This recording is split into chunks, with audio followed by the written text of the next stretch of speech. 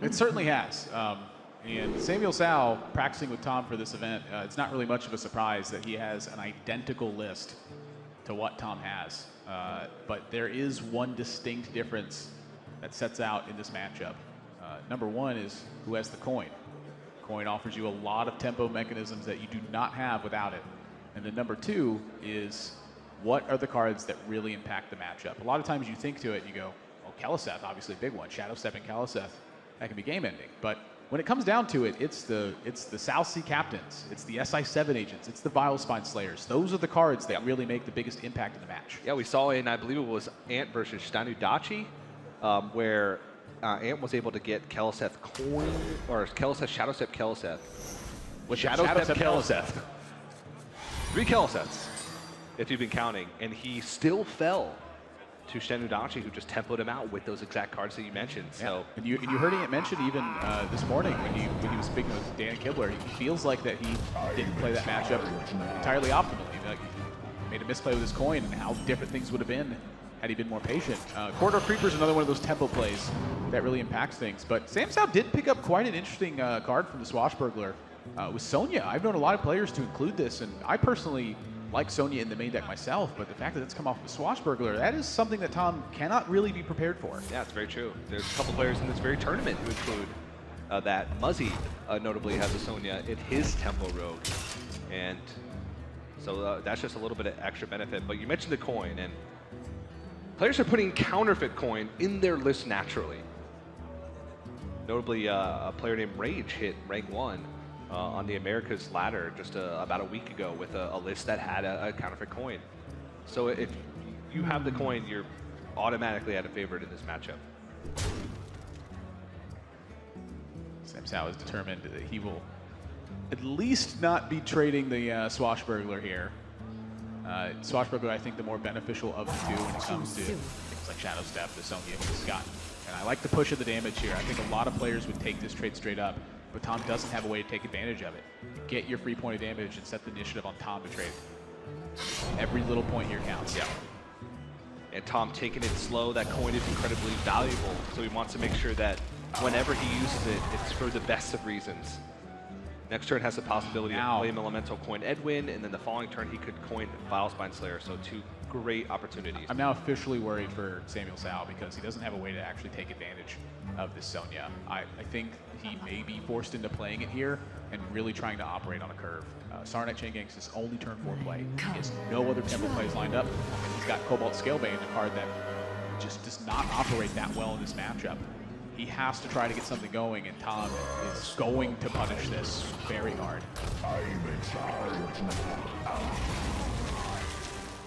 And with Corridor Creeper in hand, another Cobalt Scalebane picked up. This is, I think, probably one of the worst panouts that SamuelTsao could have seen. Both Scalebanes, the Lich King opening hand, no synergy with Shadow Step, and a Bone Mare this early. The deck's called Tempo Rogue for a reason. It's because you utilize tempo tools early on in the game, and none of these cards are doing that. They're all sort of those support cards. And that's the thing. Cobalt Scalebane's included in this deck because these players anticipated having to ban Warlock so much that they wanted the extra strength against a deck like Highlander Priest. How much does it cost them when they don't get that going? SamuelTsao not attacking with his dagger last turn means that the captain is now protected behind a Saronite Chain Gang. That trade would have been much better for SamuelTsao had he preemptively attacked with that dagger. He's pretty lined up to use a Cobalt Scalebane in this spot. I mean, maybe the Shadow Step to try to buy time. But look at how much worse that is when that captain lives at 1 health. Yeah, and because of SamuelTsao's slow start, Tom has not been forced to use any of these tools, which means he's going to be able to, as we talked about earlier, make a lot of stuff in 1 turn, which is what Rogues struggle with. He's got Corridor Creeper now for free. That's just going to be more fodder to combo with Edwin Van Cleef. And it's desperate when players use Shadow Step on a Saronite Chain Gang.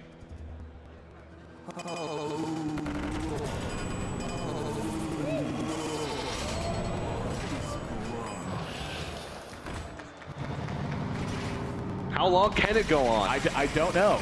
I apologize for the feed in this instance. We'll try to get this resolved as quickly as we can. Just like that. You're welcome. And this is Edwin Van Cleef territory. Yep. Tom is pulling way ahead. Yep.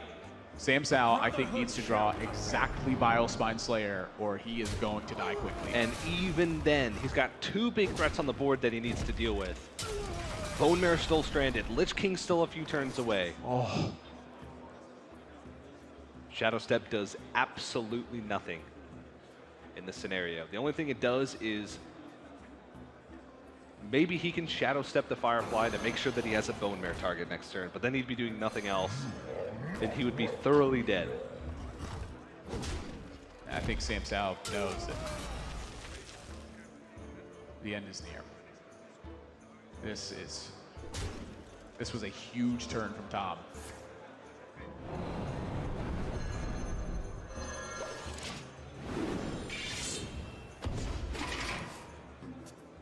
And he will have that guaranteed target for Bone Mare next turn, but That's too much. it just seems like too little too late. Board clear. Take 15, go.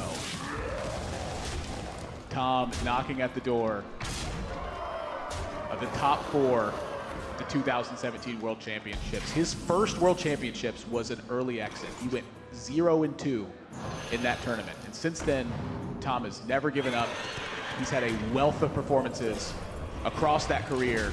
Well played. And add another one to that, because Tom is moving on to the top 4 with a 3-1 victory over SamuelTsao.